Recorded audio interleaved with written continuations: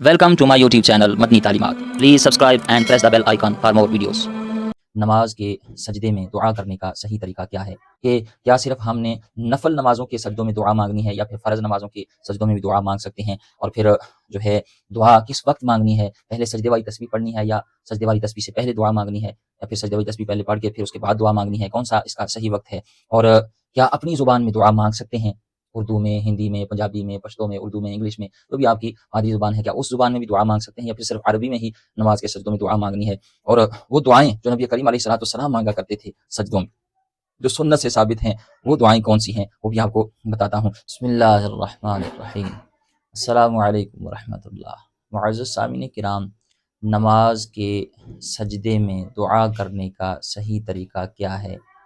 بہت زیادہ لوگوں نے بار بار کامنٹ باکس میں یہ سوال پوچھا، کثرت کے ساتھ کئی مرتبہ لوگوں نے یہ سوال کیا۔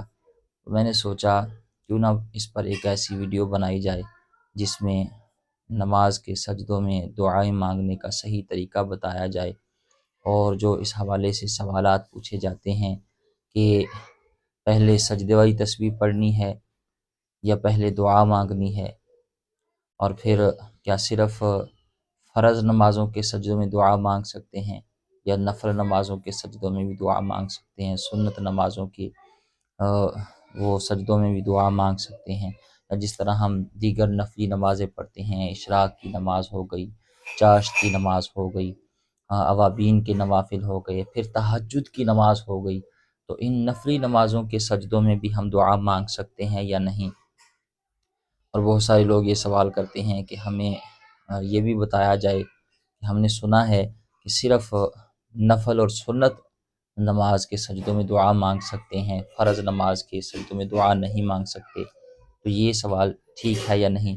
اور جو سنت سے ثابت دعائیں ہیں جو مانگنی چاہیے نماز میں، وہ کون سی ہیں؟ وہ بھی انشاءاللہ آج کی اس ویڈیو میں آپ کو بتانے جا رہا ہوں۔ تو بالکل آسان کر کے، سادہ کر کے آپ کو یہ ویڈیو آپ کے سامنے انشاءاللہ، آپ جب یہ ویڈیو پوری دیکھیں گے تو نماز کے سجدوں میں دعا کے حوالے سے آپ کا کوئی سوال باقی نہیں رہے گا۔ پھر بھی اگر آپ کے ذہن میں کوئی سوال ہوا تو آپ کامنٹ کریں، انشاءاللہ میں آپ کو اس کا وہیں پر جواب دے دوں گا، کامنٹ میں ہی رپلائی کر دوں گا۔ اب تو یوٹیوب نے آسانی کر دی ہے، وائس میں ہم رپلائی کر سکتے ہیں، تو آپ کو وائس میں رپلائی دے دیا جائے گا یا پھر تحریراً آپ کو جو ہے وہ کامنٹ کا جواب، آپ کے سوال کا جواب انشاءاللہ دے دیا جائے گا، کیونکہ سجدوں میں دعا کرنا یہ بہت ہی بابرکت عمل ہے، اور اس کی تلقین نبی کریم علیہ السلام نے فرمائی ہے۔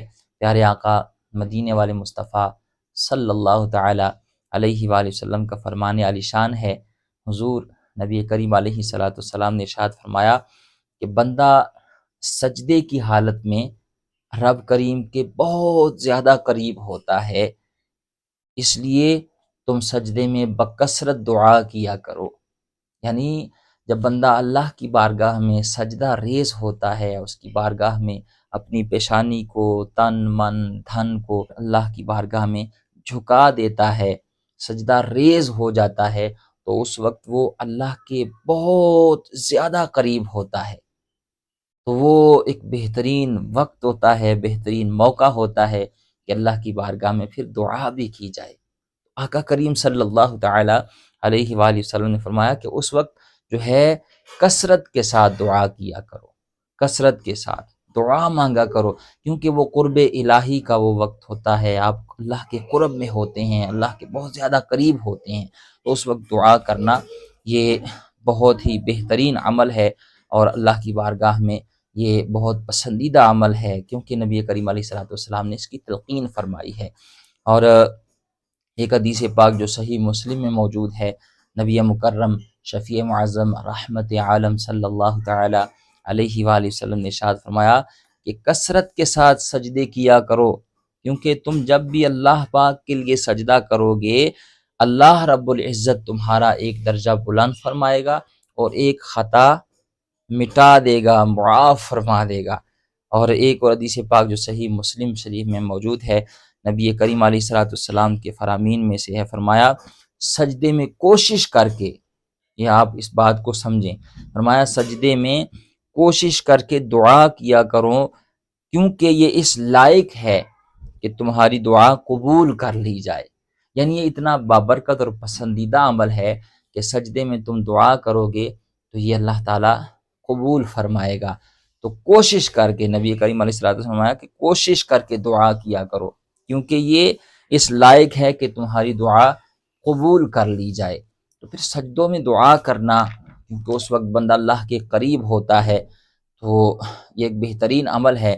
لیکن اس میں کچھ چیزیں آپ نے سمجھنی ہے کہ کیا صرف ہم نے نفل نمازوں کے سجدوں میں دعا مانگنی ہے، یا پھر فرض نمازوں کے سجدوں میں بھی دعا مانگ سکتے ہیں، اور پھر جو ہے دعا کس وقت مانگنی ہے، پہلے سجدے والی تسبیح پڑھنی ہے، یا سجدے والی تسبیح سے پہلے دعا مانگنی ہے، یا پھر سجدے والی تسبیح پہلے پڑھ کے پھر اس کے بعد دعا مانگنی ہے، کون سا اس کا صحیح وقت ہے، اور کیا اپنی زبان میں دعا مانگ سکتے ہیں، اردو میں، ہندی میں، پنجابی میں، پشتو میں، اردو میں، انگلش میں، جو بھی آپ کی مادری زبان ہے، کیا اس زبان میں بھی دعا مانگ سکتے ہیں، یا پھر صرف عربی میں ہی نماز کے سجدوں میں دعا مانگنی ہے؟ اور وہ دعائیں جو نبی کریم علیہ الصلوۃ والسلام مانگا کرتے تھے سجدوں میں، جو سنت سے ثابت ہیں، وہ دعائیں کون سی ہیں، وہ بھی آپ کو بتاتا ہوں۔ تو یہ چیزیں آپ نے سمجھنی ہیں۔ اب آپ نے ان باتوں کو بالکل آسان انداز سے سمجھنا ہے۔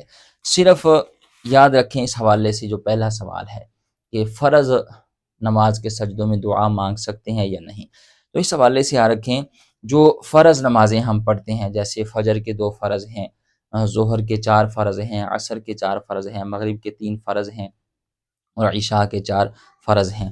تو یہ جو فرض نمازیں ہم پڑھتے ہیں، تو فرض نمازوں کے سجدوں میں ہم نے کوئی دعا نہیں مانگنی، صرف سجدے کی جو تسبیح پڑھی جاتی ہے، سبحان ربی الاعلی، سبحان ربی الاعلی، یہ جو سجدے میں تسبیح پڑھی جاتی ہے، صرف یہی فرض نمازوں کے سجدوں میں ہم نے تسبیح پڑھنی ہے، اس کے علاوہ ہم نے کوئی بھی دعا نہیں مانگنی۔ ٹھیک ہے جی۔ اب یہ تو ہو گیا پہلے مسئلے کا جواب۔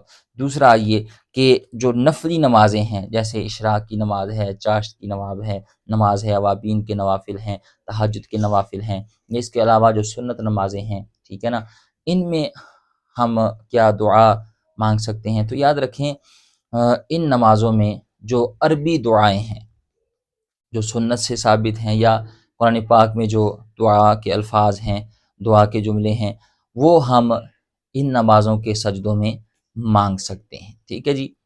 وہ کون سی دعائیں ہیں؟ آپ کو بہت ساری یاد بھی ہوں گی، جیسے ربنا آتنا فی الدنیا حسنہ وفی الآخرۃ حسنہ، یہ بھی قرآنی دعا ہے۔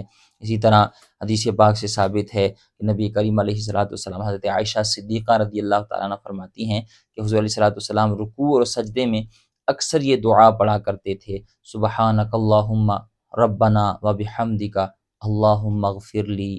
یہ دعا نبی کریم علیہ الصلوۃ والسلام کیا کرتے تھے، حضرت عائشہ صدیقہ رضی اللہ تعالیٰ فرماتی ہیں، یہ بخاری شریف میں موجود ہے۔